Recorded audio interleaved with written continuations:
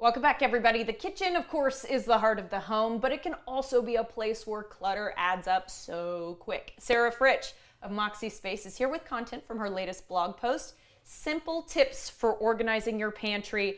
There are so many people watching this morning, Sarah, that are thinking to themselves, uh-oh, you've just identified me, because it's so easy to keep buying and shoving it further into the cabinet. Of course it is, and then you forget what's back there, and then you rebuy, and it's this whole cycle. You don't get to something by its expiration date, or you're like my parents who keep things from the 1980s. Yes, Mom, I know you're watching.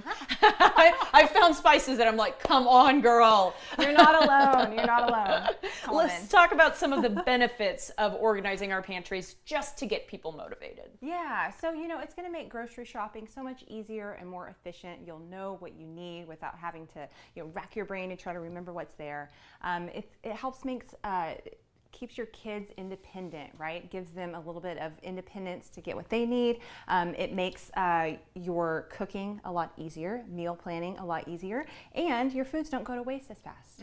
Yeah, we love less food waste because I know Americans are pretty bad about this. Right. So, all right, let's go into detail just a little bit, especially about the independence for kids. I think a lot of people can jump to conclusions on shopping is easier, less food waste, and cooking maybe a little bit more inspiring when you know what you're looking at. But how is it helping kids? Well, first of all, you can set up a snack station for them. Put, mom-approved food down low so that they can get in, so they don't have to come ask you after school or, when it's snack time, what can I have? What can I have to eat? You're not always having to rack your brain trying to think of something.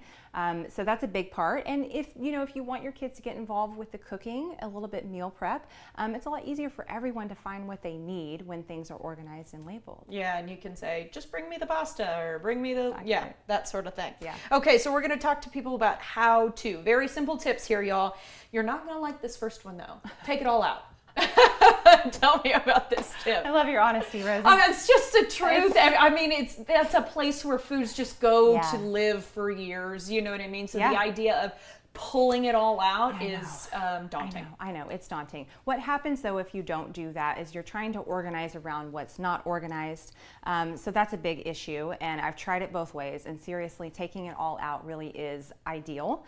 It will allow you to wipe everything down, because I will tell you, the pantry is the messiest spot in the house, hands down. Things spill, it happens.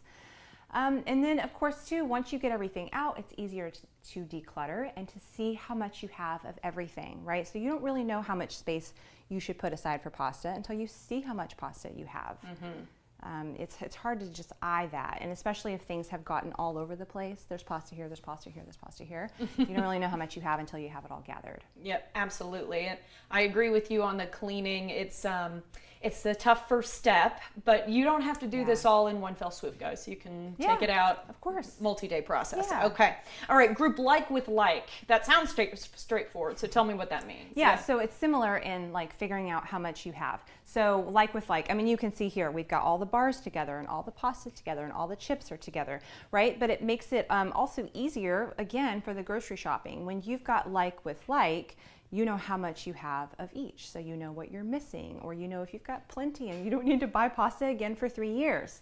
And so, just making categories. When we're organizing, we're always thinking about creating zones and creating categories. And it also, of course, makes it easier to put things away when you've got the zones and the categories sorted out. And I want to tell parents, you can have the kids help put things away too, Heck, right? Yes. Yeah, help mom and dad out a little bit in the kitchen. Okay, Right. We're trying to create access. We're trying to create visibility, so we have a better idea of what's happening at any point in time in our pantry. Talk to me about that. Right. Yeah. So I've kind of, using some products to kind of explain that or showcase that visibility. This Lazy Susan is such a good example. Now you can see anything in the back. You can turn it around, so that's got really good visibility. Same thing over here with this container of bars. It's clear, so you can see what's inside. So that makes it easy to know when you're low, to have just direct access.